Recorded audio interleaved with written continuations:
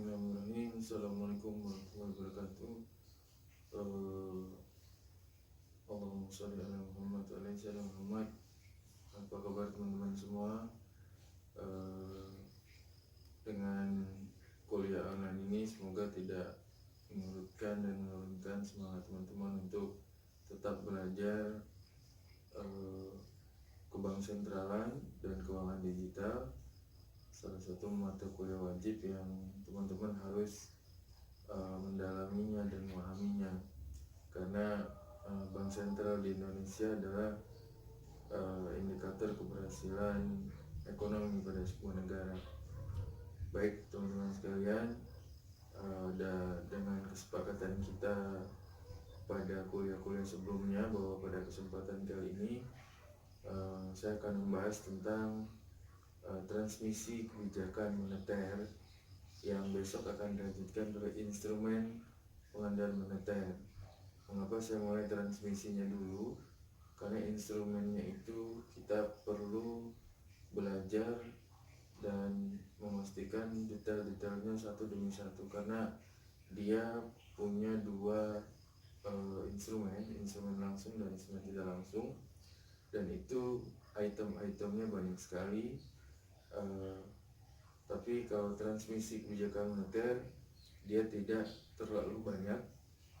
Ini poin-poin pentingnya saja yang kita akan bahas pada perkuliahan kesempatan kali ini. Yang pertama adalah kita akan bahas transmisi kebijakan moneter sebagaimana yang sudah ditulis di papan tulis. Maksud daripada transmisi kebijakan moneter ialah bagaimana aktivitas moneter yang menjadi otoritas bank sentral itu mempengaruhi aktivitas perekonomian sehingga tercapailah tujuan akhir. Nah, tujuan akhir itu ada 3, sebagaimana yang saya informasikan dalam grup WA. Kebijakan moneter itu artinya adalah bagaimana saluran uang bank sentral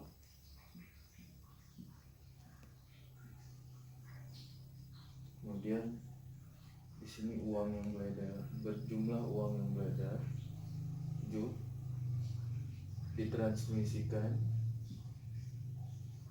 sehingga mempengaruhi aktivitas perekonomian.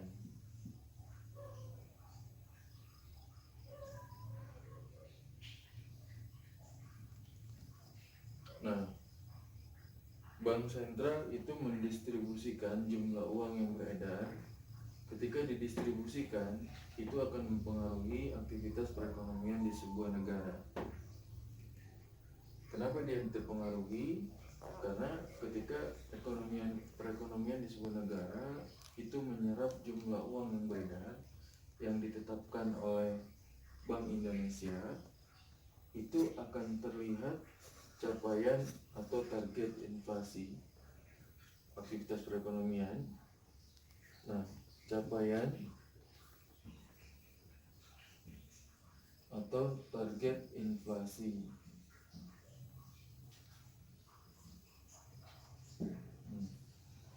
kemudian ini pokok utamanya teman-teman. Yang kedua, bank sentral juga akan merubah perilakunya, polanya, sistemnya pada perbankan dan untuk para pelaku ekonomi. Kemudian yang kedua, bank sentral juga menempuh kebijakan tersebut itu semata-mata agar transmisi atau jumlah uang yang dialirkan ini sesuai dengan perkembangan dan kebutuhan negara pada waktu itu.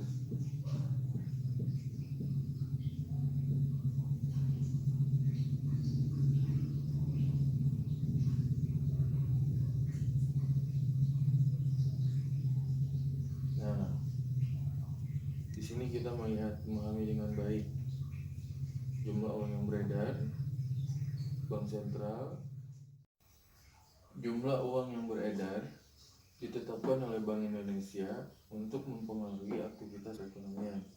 Kemudian aktivitas perekonomian ini akan membaca atau akan menentukan atau akan memastikan berapa besar target atau capaian inflasi pada satu periode. Dan kemudian jumlah uang yang beredar ataupun transmisi kebijakan moneter itu disesuaikan dengan perkembangan atau kebutuhan ekonomi sebuah negara. Nah, ini tercipta nanti transmisi kebijakan moneter yang dinamis. Nah, transmisi kebijakan moneter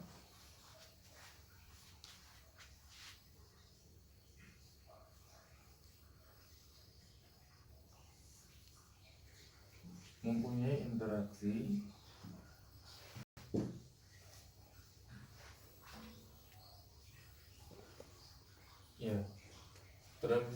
mempunyai interaksi dengan sektor perbankan di bawahnya.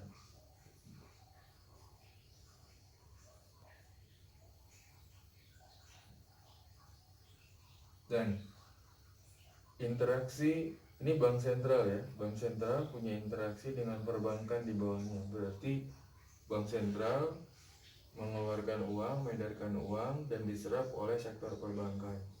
Dan sektor perbankan selanjutnya melakukan kontak atau interaksi dengan dunia usaha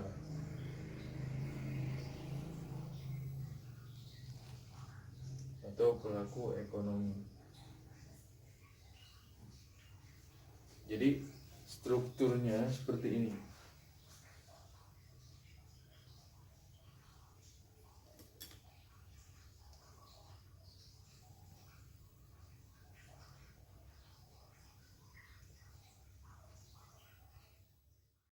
Sini struktur pasar uang adalah transaksi bank sentral dengan perbankan. Sedangkan struktur pada perputaran uang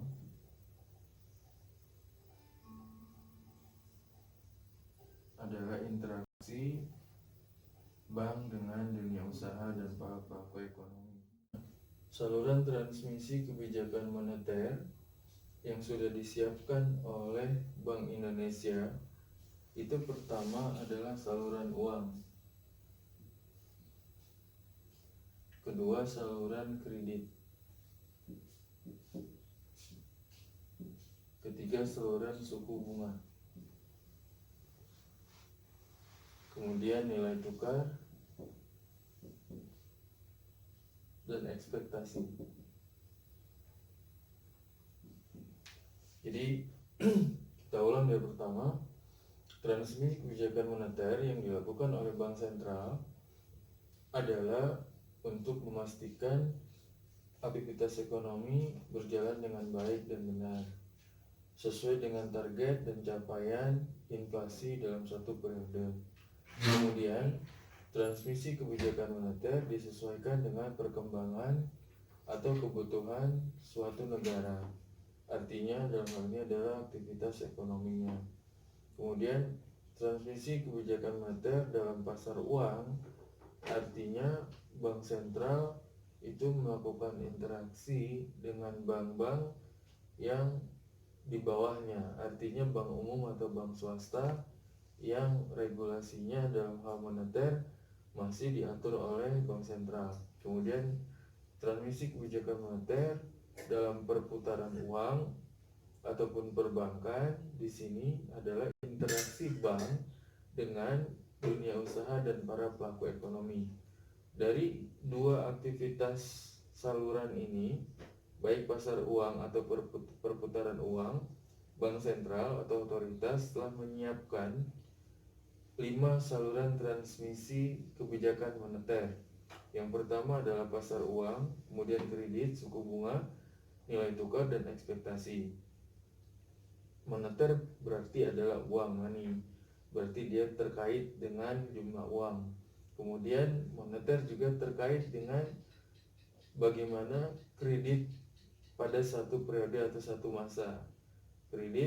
Dalam kredit pasti ada suku bunganya, dan uang kredit dan suku bunga itu akan mencerminkan kekuatan atau nilai tukar.